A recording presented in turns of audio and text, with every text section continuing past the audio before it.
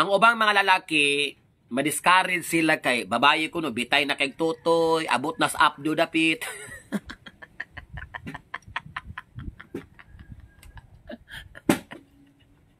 Laylay na kuno kay tutoy, murag upo nga gabitay. Na ba mga lalaki, mag-discourage o ginana mga sitwasyon. Pero ayaw baya mo boys ha? Ayaw mo boys. Ayaw gi-underestimate ng mga babae nga bitay na kay tutoy. Kaya nga no, munay lami kaayo.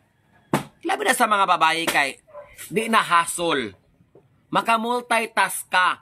Kung imong tutoy bitay na kaayo, ayaw mo ka-discourage girls. Advantage na ninyo. Tino na wala ko gabinuang.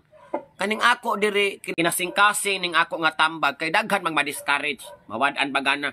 Ma'am Ili, musa akong buhaton kani ako tutoy bitay na kaayo. Abot na sa akong pangagian. Ni ko ano po kang gaguul ana.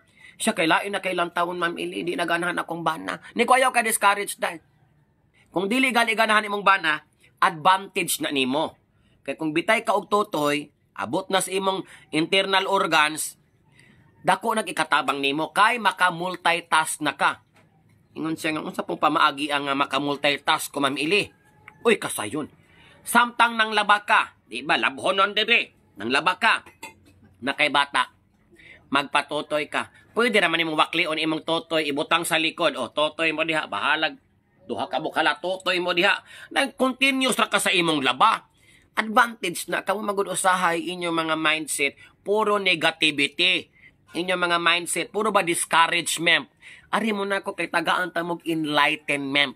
Timan iha, basta bitay na kay kag tutoy, abot nas imong tuhod, advantage na ninyo mga girls, kay maka-multitask mo. Kung kintahay, mo tutoy imong bana, waklion raman na nimo, o, diri ka. O, bata nimo, diri ka. Samtang nagluto kag paniudto, panihapon, pamahaw, gagamag snack. O, asa pa man kaana, dili hasol. Katong dili mga bitay og tutoy, hasol kay isa nga tanan. Magkargag bata, magpatutoy. O, dili siya convenient. So katong mga bitay og tutoy, ayaw gud advantage na ninyo. Never ever gyud mo ma-discourage ha. Tuo mo nako. Paminaw mo nako. Kay daghan akong gitambagan nga naluwas.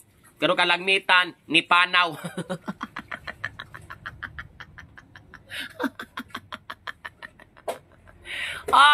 Basig makaingon mo nga, binastos po na imo Ma'am Ili. Walay binastos diri sa ako ang topic.